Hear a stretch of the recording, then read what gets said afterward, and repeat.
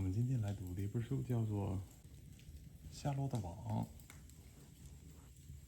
我们从第一章开始。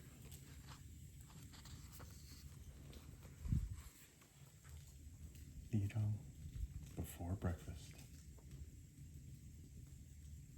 "Where's Papa going with that axe?" said Fern to her mother as they were setting the table for breakfast. "Out to the hog house," replied Mrs. Arable. "Some pigs were born last night." "I don't see why he needs an axe," continued Fern, who was only 8. "Well," said her mother, "one of the pigs is a runt. It's very small and weak, and it will never amount to anything. So your father has decided to do away with it." "Do away with it?" shrieked Fern. "You mean kill it? Just because it's smaller than the others?"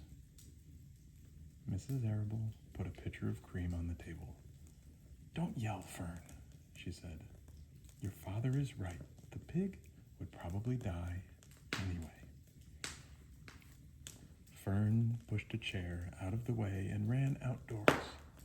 The grass was wet, and the earth smelled of springtime. Fern's sneakers were sopping by the time she caught up with her father.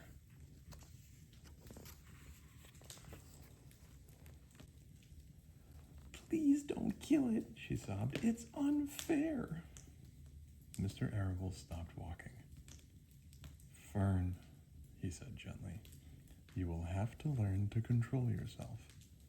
"Control myself?" yelled Fern. "This is a matter of life and death, and you talk about controlling myself?"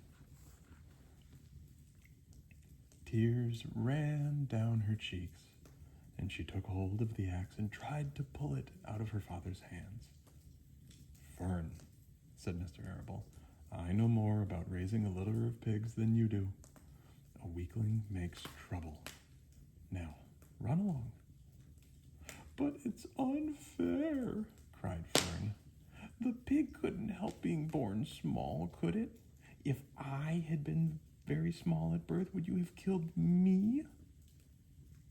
Mr. Arable smiled. "Certainly not," he said, looking down at his daughter with love. "But this is different. A little girl is one thing. A little runty pig is another." "I see no difference," replied Fern, still hanging onto the axe. "This is the most terrible case of injustice I ever heard of." A queer look, queer means strange or odd, a queer look came over John Arable's face. He seemed almost ready to cry himself. "All right," he said. "You go back to the house, and I will bring the runt when I come in. I'll let you start it on a bottle like a baby. Then you'll see what trouble a pig can be." When Mr. Arable returned to the house half an hour later, he carried a carton under his arm. Fern was upstairs changing her sneakers. The kitchen table was set for breakfast, and the room smelled of coffee, bacon, damp plaster, and wood smoke from the stove. "Put it on her chair," said Mrs. Arable. Mr. Arable set the carton down at Fern's place. Then he walked to the sink and washed his hands and dried them on the roller towel. Fern came slowly down the stairs. Her eyes were red from crying.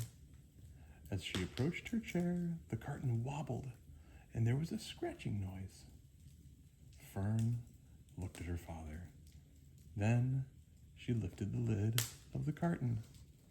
There, inside, looking up at her, was the newborn pig. It was a white one. The morning light shone through its ears, turning them pink. "He's yours," said Mr. Arable, "saved from an untimely death, and may the good Lord forgive me for this foolishness." Fern couldn't take her eyes off the tiny pig. "Oh," she whispered, "oh, look at him. He's absolutely perfect." She closed the carton carefully. First, she kissed her father. Then she kissed her mother. Then she opened the lid again, lifted the pig out, and held it against her cheek. At this moment, her brother Avery came into the room. Avery was 10. He was heavily armed. "What's that?" he demanded. "What's Fern got?" She's got a guest for breakfast," said Mrs. Arable. "Wash your face and hands, Avery." "Let's see it," said Avery. "You called this miserable thing a pig?" "That's a fine specimen of a pig. It's no bigger than a white rat." "Wash up and eat your breakfast, Avery," said his mother. "The school bus will be along in a half an hour." "Can I have a pig too, Pop?" asked Avery. "No. I only distribute pigs to early risers."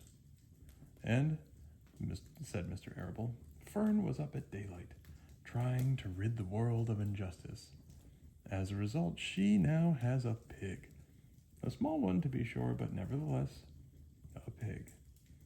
It just shows what can happen if a person gets out of bed promptly. "Now, let's eat." But Fern couldn't eat until her pig had had a drink of milk. Mrs. Arable found a baby's nursing bottle and a rubber nipple. She poured warm milk into the bottle and fitted the nipple over the top and handed it to Fern. "Here, give him his breakfast," she said. A minute later, Fern was seated on the floor in the corner of the kitchen with her infant between her knees, teaching it to suck from the bottle. The pig, although tiny, had a good appetite and caught on quickly. The school bus honked from the road. "Run," commanded Mrs. Arable, taking the pig from Fern and slipping a donut into her hand. Avery got his things and grabbed another donut. The children ran out to the road and climbed into the bus. Fern took no notice of the others in the bus. She just sat and stared out of the window, thinking what a blissful world it was and how lucky she was to have entire charge of a pig. By the time the bus reached school, Fern had named her pet, selecting the most beautiful name she could think of. Its name is Wilbur," she whispered to herself. She was still thinking about the pig when the teacher said, "Fern, what is the capital of Pennsylvania?" "Wilbur," replied Fern dreamily. The pupils giggled. Fern blushed.